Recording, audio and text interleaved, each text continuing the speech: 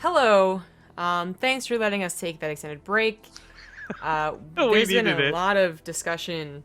Um, Can we put this on stream? I actually think this is something we should publicize. Not the because I want to take chat. shots. Yeah, not Okay. because I want to take shots at Copa, but it needs to be on record. Like this happens almost every qualifier where something suddenly doesn't make sense or players don't have information or people are confused. And the problem we're having with this one is first off, information was misconveyed, I guess a little bit, but secondly, the way the setup's been split, even the players don't understand how it could possibly make sense, specifically regarding the fact that you've got open server qualifiers between the two passport qualifiers. And then for us, it's a question of like, how does the rest of this bracket work? Where does it stop today? And we learned that what's going to happen is it's going to stop at like the semifinals, basically. And then the second day is basically going to have like four-ish players playing, from what I understand. And you're going to be playing for two spots to qualify through.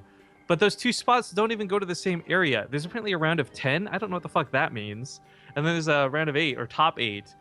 And if you win first place, you go to the top 8. Second place puts you in the round of 10. Again, I don't know what the fuck that means, but it's a difference in prize money, and that's all anyone seems to be agreeing upon. Yeah. Yeah, it's funny. Bly is. I'm showing it right now. It's like you can ask me anything about money. That'll know. But this is all of it. Just a lot of different players confused.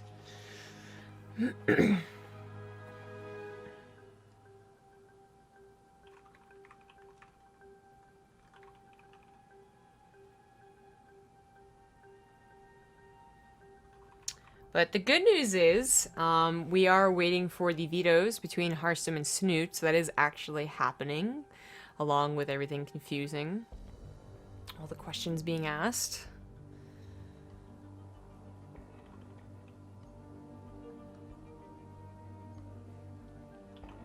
Yeah, and then Showtime brought up what a lot of people don't realize or aren't taking advantage of, but some people do, in that technically you can play in either server qualifier as long as you're North American or European.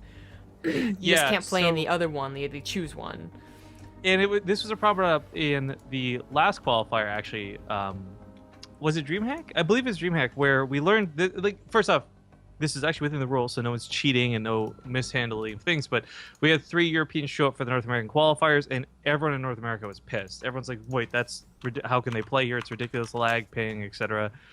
Um, but yeah, anyways, all these problems aside, we're just gonna cast. I think is the best way to worry about it. We're not the organizers. It's a little bit frustrating because we enjoy watching these players succeed and fail. There's a really important match going on: Drogo versus a Laser. I think Apollo tweeted out showing the WCS point standings, and while only it's so limited, like there's not every other event we've ever done has had many European spots available. There's only 3 total, I think, for this. So that's what they're saying in chat. Again, I don't know whether that's true or not, but the point is, with Drogo and a Laser both being so close to getting to that top 8, it's not about just getting through this qualifier, as they knock one or the other out right now to the losers bracket.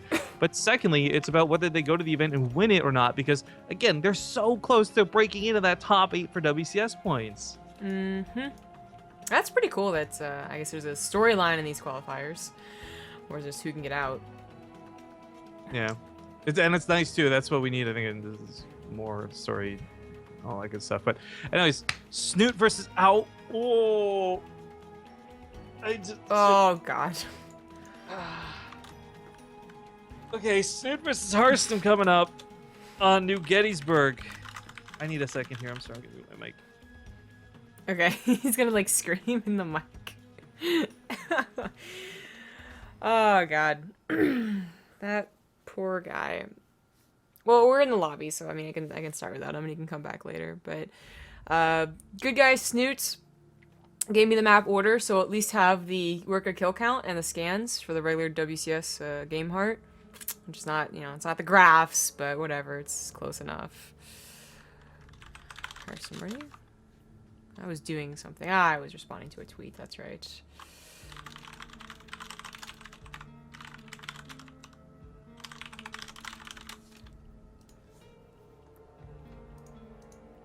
He says he's always ready. What's up? So it's going to be New Gettysburg first into Frozen Temple, and then Frost. Frost I don't think we've seen today in all the matches we've cast.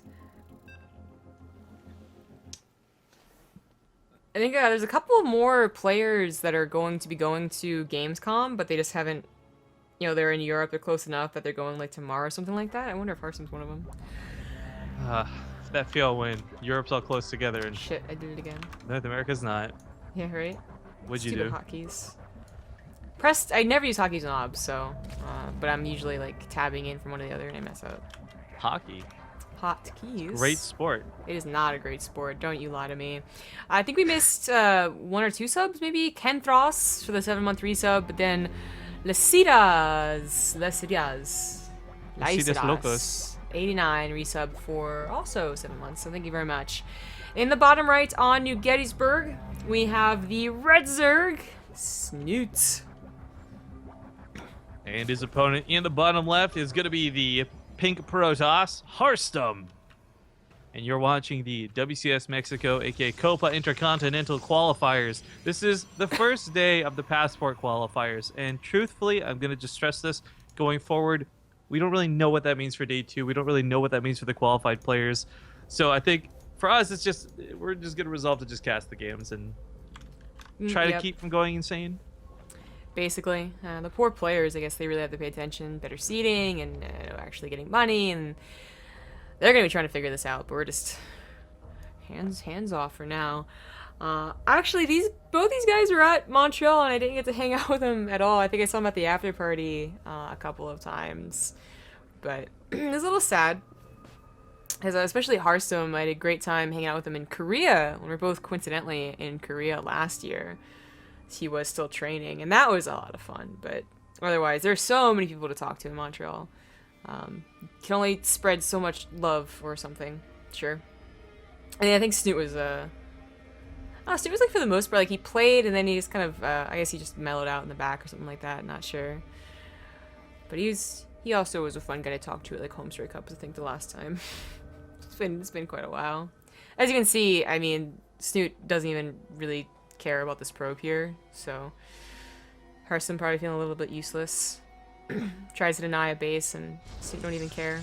Oh, he's gonna go ahead and further delay it. Well, Snute still doesn't care. He's got lings on the way. He still doesn't have quite 300 minerals to slap a hatchet down yet. Anyway, brings the Trone.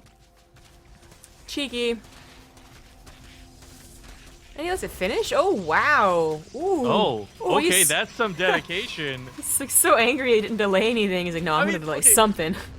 So I don't think he's actually like, for clarity here, guys, Cybercore No. gateways, like, the difference isn't in cost, but it's actually in HP, and funny enough, the Cybercore has more health slightly, so this block, unconventional, it's gonna be more durable than normal? Yeah. I mean, if you're gonna do it, this is the way to trick and block, but it's so rarely done, because is it super worth it?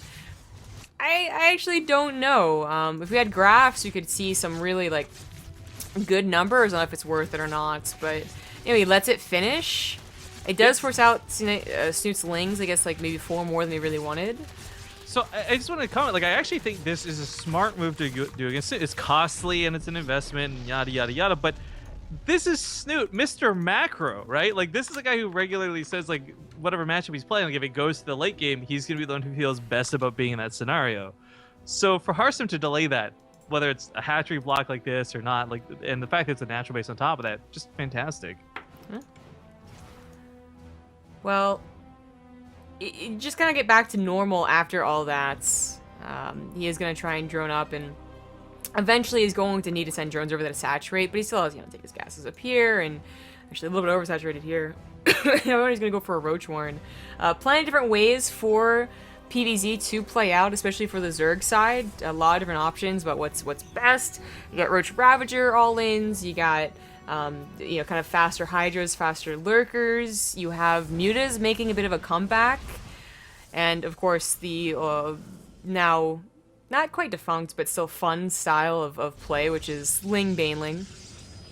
That had like such a shining moment of like, this has got to be the answer of everything always, right, for like a month, and then people realized it wasn't necessarily always the best thing to do. It is just something that you can, you know, get out of your pocket, your bag full of builds and styles. And I know Snute, we know Snute can do that style, even though he's choosing to go for roaches right now.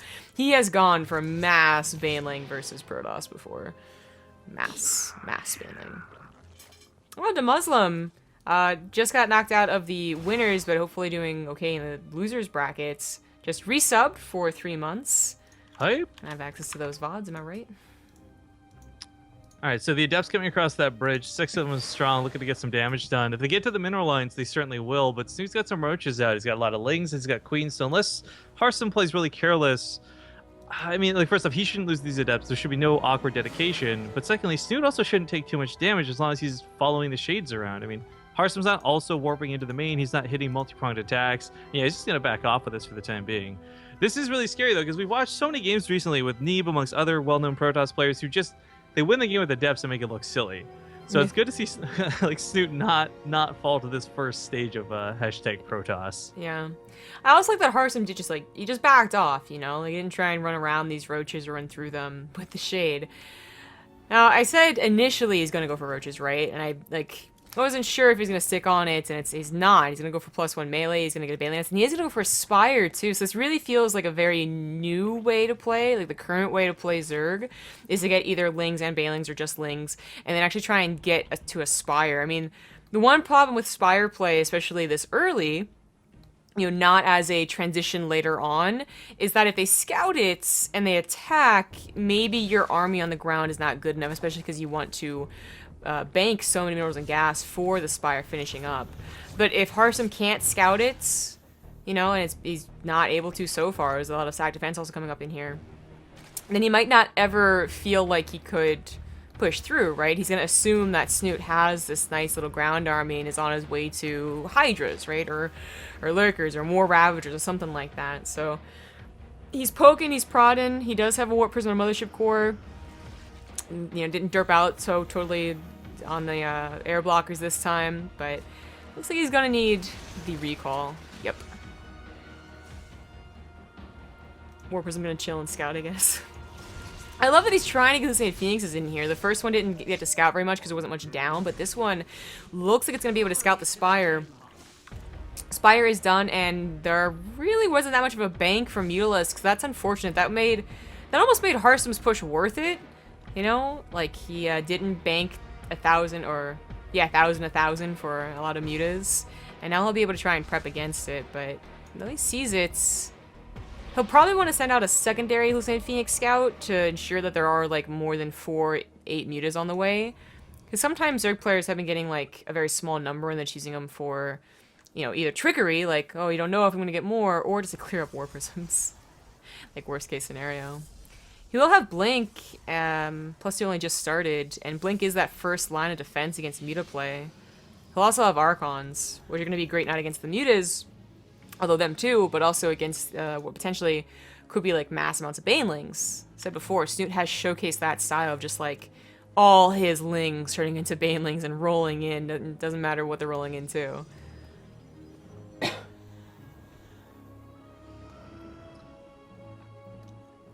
Well, Harstem not heading to the direction of Disruptors nor Tempest, really just sticking with this ground army.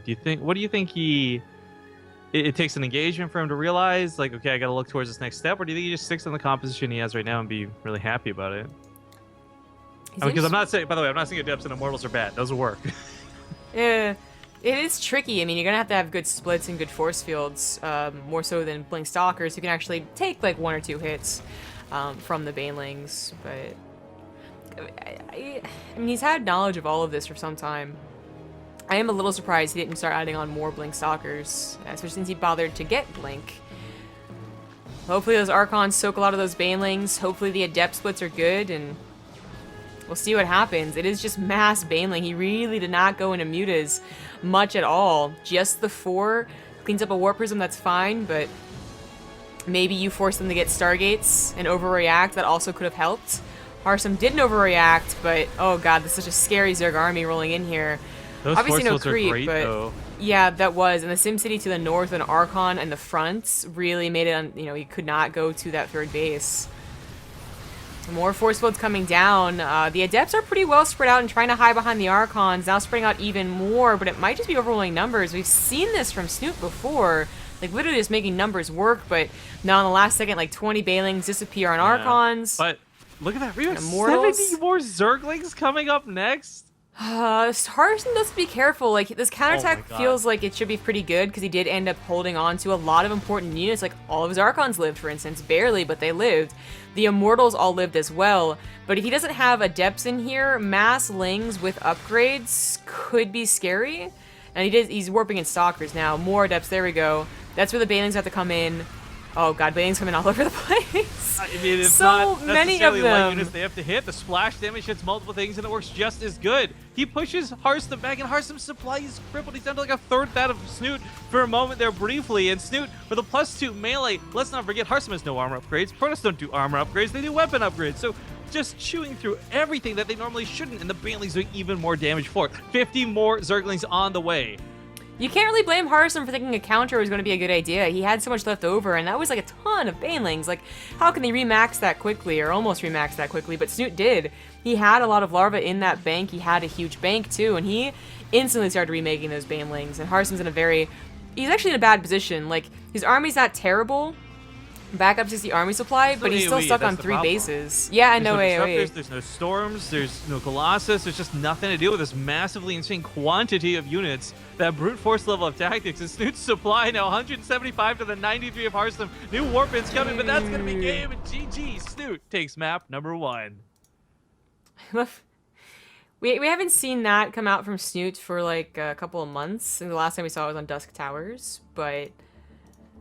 That's what I was talking about, just overwhelming number of units. The next map is going to be Frozen Temple. And I'll get that set up with WCS Game Heart. Woo. Stupid Archon. This will still have matches played after this. Winter plays Marine Lord or Terminal. We don't know who Terminal is, but he did beat Showtime, as you had mentioned earlier, so that could be interesting. I think Marine Lord Snute would be a fantastic match if that ends up being the case. Top side of the bracket, though, also shaping up. I almost hope Drogo beats a laser because I want to see Drogo versus Nurchio so badly. Is that greedy to say? Like, huh? How many more is that to... Okay. He's up at 64. So 1, 2, 3...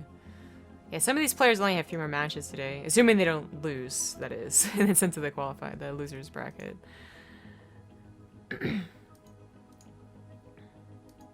Oh, you didn't want to accept my invite? Okay. oh, I'm stuck on entering lobby, I guess. Oh, Harstem didn't either. Maybe he is too. Oh, the return of the lobby bug. No! No, not like this. I'm just relogging. I'll be there 1 second. Real ID hype?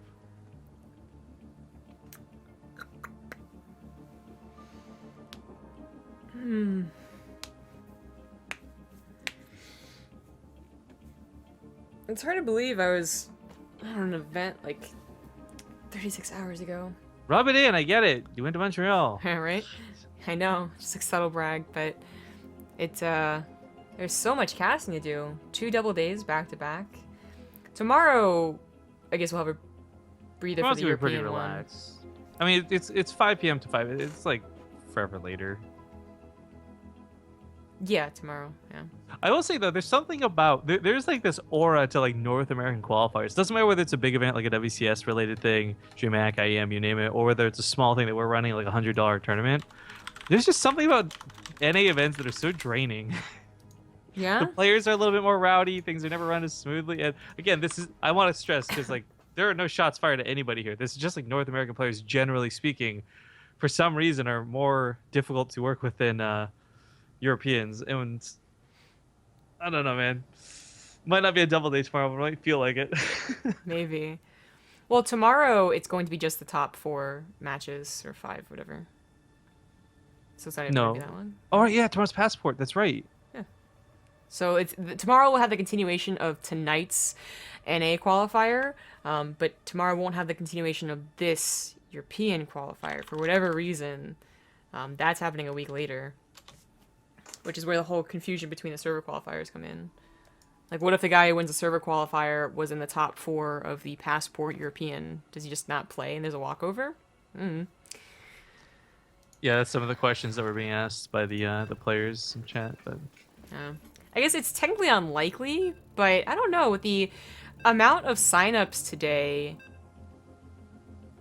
like, you know, you can definitely see that the top 4 also be the top 1 in like the other qualifier, but I guess it depends on what those signups look like. Yeah, whatever. Frozen Temple. In the top left, he is up 1. There we go. It is the Red Zerg Liquid Snute. And in the bottom right, probably just wondering what truck hit him. Did anyone get that number? It's the pink Protoss Harstem. Did we get that license plate? Yeah. That was I mean I really like this for Snute because it's not crazy and innovative. There was that period of time, if you guys remember, where like Dark made Banelings really popular, then everyone was doing Lings and Banes and blah blah blah. And then kind of fell out of fashion for a while, and Snute kind of bringing a little bit of that back and almost like throwing in peppering a bit of True on the side. I mean, it's cool to see that strategy work, but it's something where given the right amount of force fields having AoE out, we also learned how easily it was shut down not too long ago. So I'm wondering if that's something that will work twice, or if that was like a one-trick thing against Harstem on a map specifically like New Gettysburg 2. Not sure, but Snute's showcased before. He could definitely like do it again, like all 3 maps. It seems like Snute goes between, I guess, days of just what style he wants to use. Thanks to Sasha Austin for the 7-month resub. Woo! Why is it so hard to say? But yeah, Frozen Temple, I mean, he could throw out, if he's throwing out like older ways of Snute playing, right? Because that mass Baneling, again, haven't seen that since Dusk Towers from Snute. He could also throw in like a Roach Ravager all in through the middle of the map.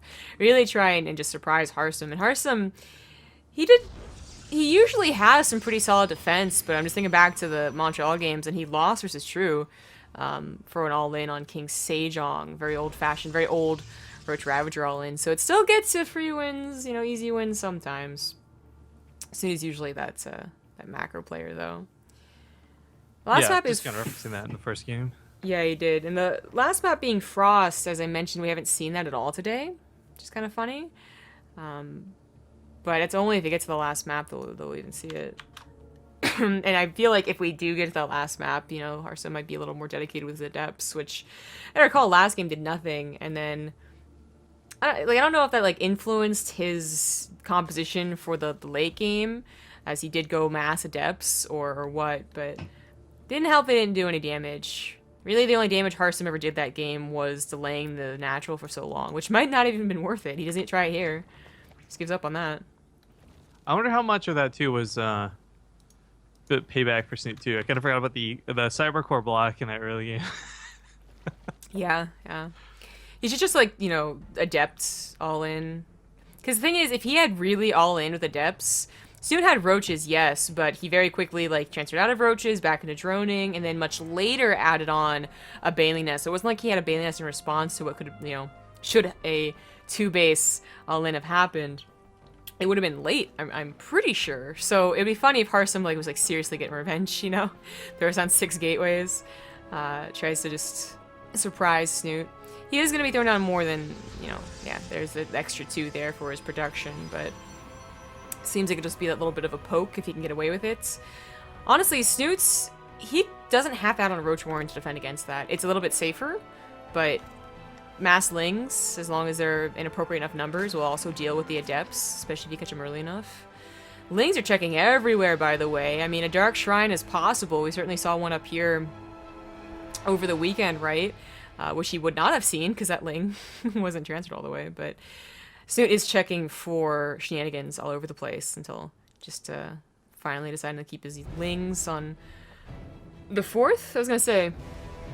They could just be trying to look for a 3rd base, but they're actually going to poke at the front, see what's going on, see what it looks like.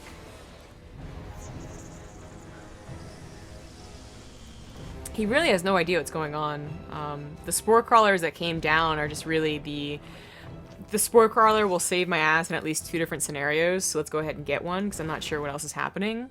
DTs, Phoenix Openers, they'll cover both. They would not help if it was an Adept all-in, but it's not. And his Lings will see that soon. Oh, Lings really should be checking the third base. Where are they going? Fly home! Fly home! I'm really surprised he's flying home. Well, I mean, he's running home, so yeah, I'd be surprised too. Well, they have wings. They've got wings, but they're not flying. It's like an ostrich. It doesn't fly. They occasionally fly when they like. Oh my god! They're off all 4 feet, so you know. I just realized lings are literally like four-legged ostriches. They got wings. They don't fly. They look stupid. Yeah, sure. Oh my god! All right. So the Adepts cancel their transfer. They're actually just going to get surrounded. This is not going to go well for Harstem at all. Oh, he's not even going to trade out decently with the Lings before he goes down. That's really bad. So as I said, Lings are perfectly fine to deal with this. He didn't even need the roaches. Now the roaches catch the 2 that transfer through, so that works perfectly for Snute. Takes almost no damage from that, really. I mean, he's just trading out Lings. Now 23 Lings, 7 Adepts. Question mark like the effectiveness, but you look at the resources lost, and that definitely went in Snute's favor. I'd say like it was perfect, except that Snute did bother to get these roaches, and now they feel very useless. At least like last game, they were what deterred the Adepts from even shading in, but well, he actually doesn't need them. What's nice about what Snute did, and by the way, I guess he's going Lings again because we got the 4th base plus a macro hatch rate coming down, but what's nice about having these roaches is he could actually turn these into Ravagers given the necessity for them. Yeah, he did use them last game, as you recall. I think he turned like all of them into Ravagers, right? So he had like 7 or 8. They're adding this tiny bit of extra damage, so that is correct. He'll probably do that again. And if he's doing everything pretty similar to last game, that also means in about like 6 minutes or something, right? We're gonna have mass painting, and Harstem is gonna have to figure out a better way to deal with that. He really didn't have much going against him other than I think his composition. You know, Adepts are eventually gonna get touched by the Adepts or the Banelings and are gonna go down pretty quickly. Immortals are gonna get, you know, outnumbered by Lings if the Adepts are gone, and Archons are a great choice usually, but he didn't have that many of them, like 3 or 4, right? He was splitting, he was going on force fields, he had a bit SimCity on his side, he tried to counterattack before Snute could remax. I would say, like, he played like a fine game, except that it didn't matter, right? He still got overwhelmed, and that can't be a good feeling for him either, who I think did make all the right moves and still was kind of easily beaten back. Not to be mean or anything, but I wonder what his feelings are. Maybe he will try more Stalkers? I was going to say maybe he's going to try and get to Splash a little bit sooner, but we do not have Robotic Spin on the way.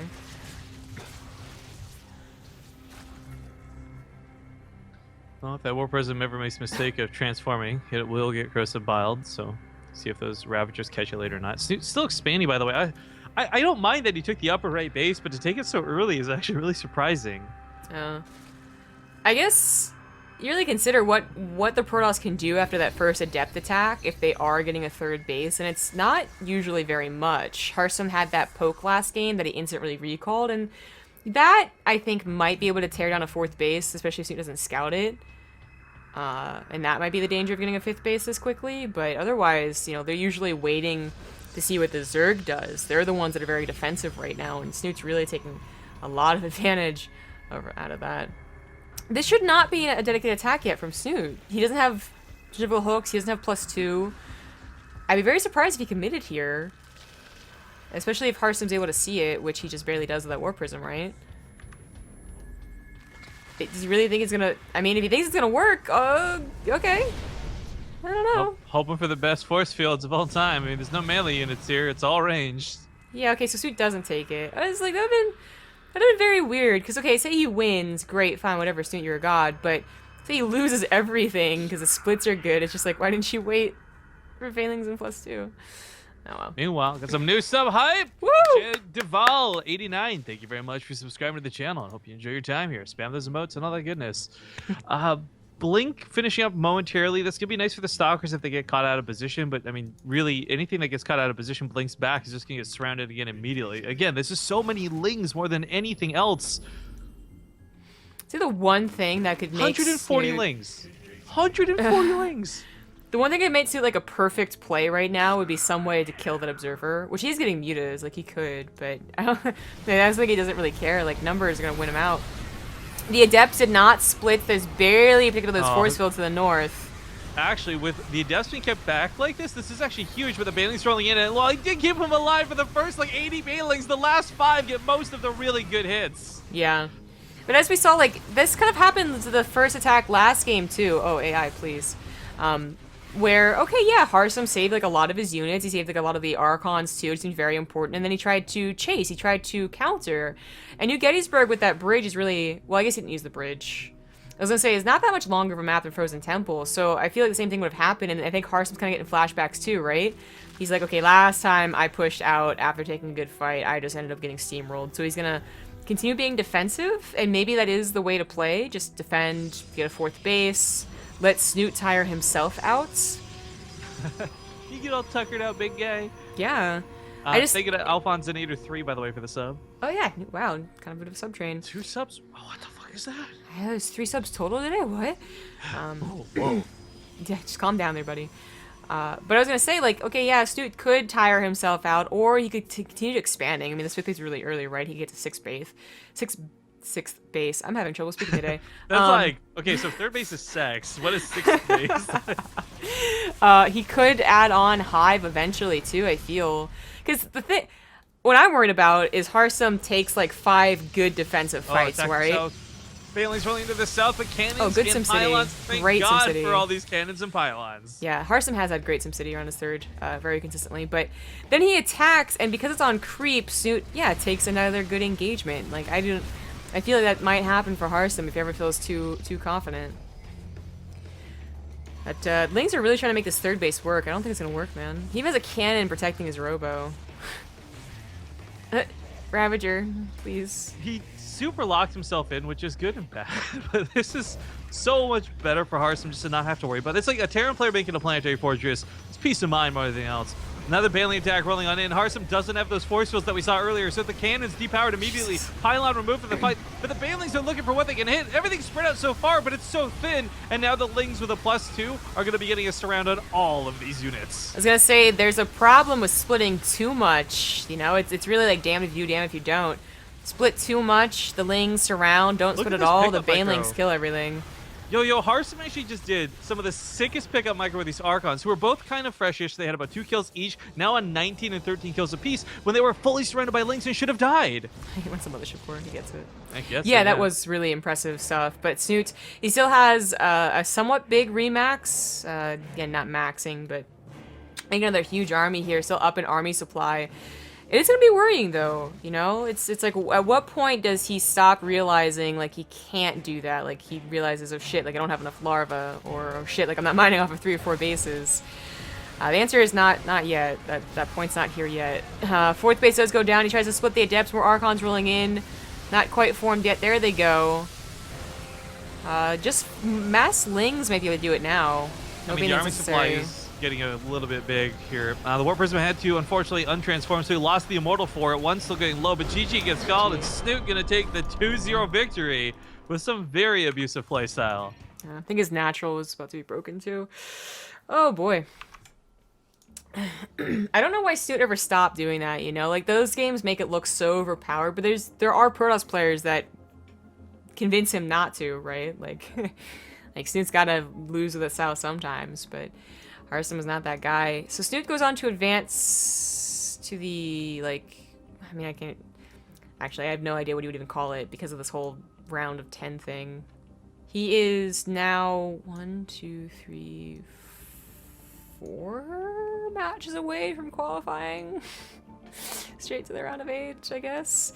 I don't know. But he is going to face Terminal, who not only beat Showtime, but then just beat Marine Lord.